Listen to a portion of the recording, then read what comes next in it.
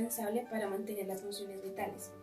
El sistema pulmonar desempeña un papel fundamental en eliminar dióxido de carbono que se genera por la respiración celular. El movimiento rítmico del diafragma se fundamenta en la expansión del volumen y las contracciones del pulmón. Se genera una diferencia de presión cíclica, la cual garantiza la ventilación pulmonar. El proceso de respiración se produce cuando el aire fluye desde las vías aéreas superiores a través de la laringe hasta las vías aéreas inferiores hacia la tráquea. La tráquea suministra el aire a los bronquios, que se ramifican en tubos más pequeños llamados bronquiolos, hasta llegar a los sacos alveolares donde tiene lugar intercambio gaseoso. La respiración celular se divide en dos etapas. La primera es la inspiración, la cual permite que el aire fluya hacia los pulmones. Durante la inspiración, los músculos intercostales y el diafragma se contraen, permitiendo que el aire penetre en los pulmones. La segunda etapa es la expiración. Esta consiste en la expulsión de gases de los pulmones. Durante la expiración, los músculos utilizados para la inspiración se relajan, haciendo que los gases sean expulsados de los pulmones. El patrón de respiración normal hace referencia al patrón respiratorio típico de una persona sana y sin obstrucciones en las vías respiratorias. El aire fluye de manera suave y sin dificultades en el proceso de inspiración y expiración. En los movimientos respiratorios normales se observa que la inspiración es más corta que la expiración. Toda la función respiratoria puede verse afectada si se padece de alguna enfermedad, en donde los pulmones pierden la capacidad de funcionar correctamente. En función del origen del problema, las enfermedades respiratorias se dividen en dos, que son obstructivo y restrictivo. Bueno, el patrón de respiración obstructivo se caracteriza por una limitación del flujo aéreo respiratorio.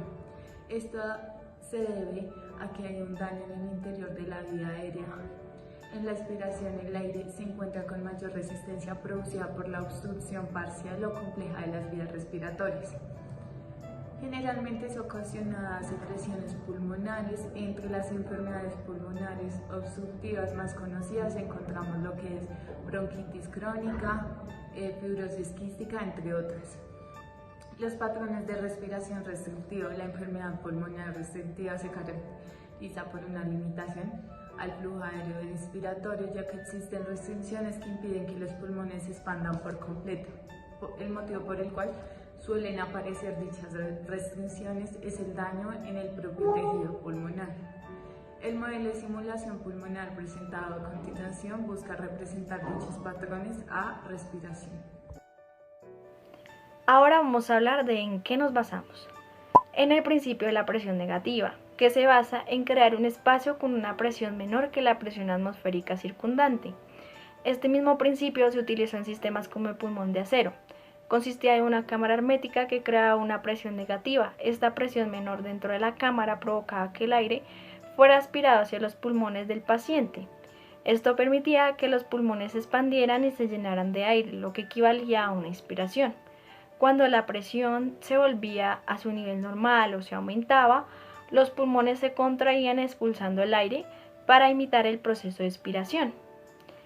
Este mecanismo fue una respuesta a la epidemia de polio que afectó gravemente a muchas personas en todo el mundo, particularmente en la primera mitad del siglo XX. Ahora les hablaré sobre un poco de la mecánica de nuestro prototipo.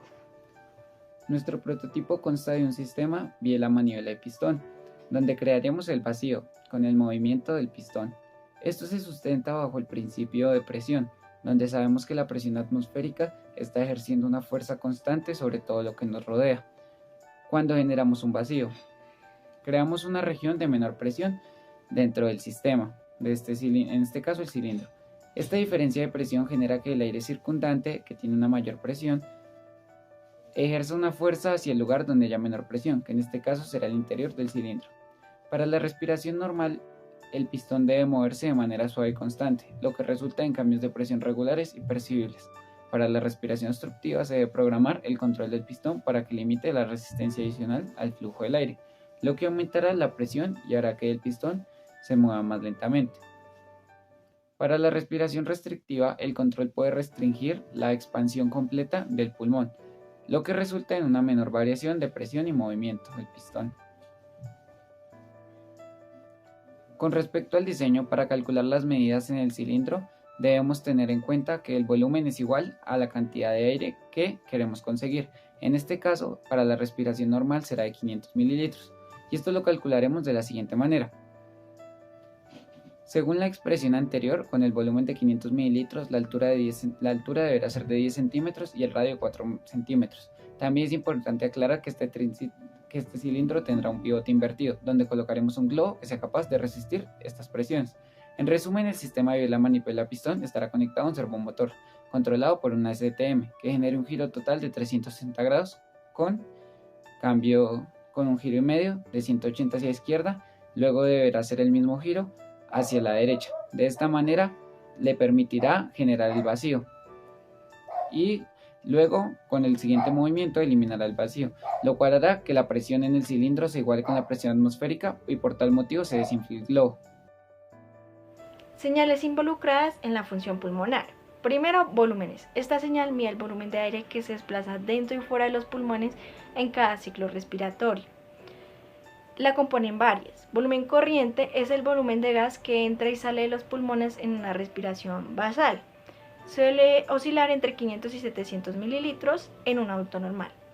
Volumen de reserva inspiratorio representa el volumen adicional de gas que puede introducirse en los pulmones al realizar una inspiración máxima.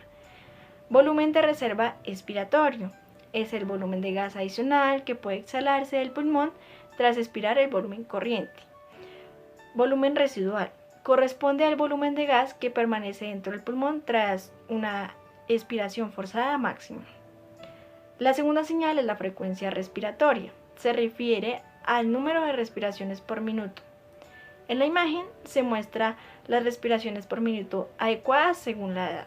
La tercera señal es la presión inspiratoria y presión expiratoria. La primera mide la presión en el sistema respiratorio cuando se inspira.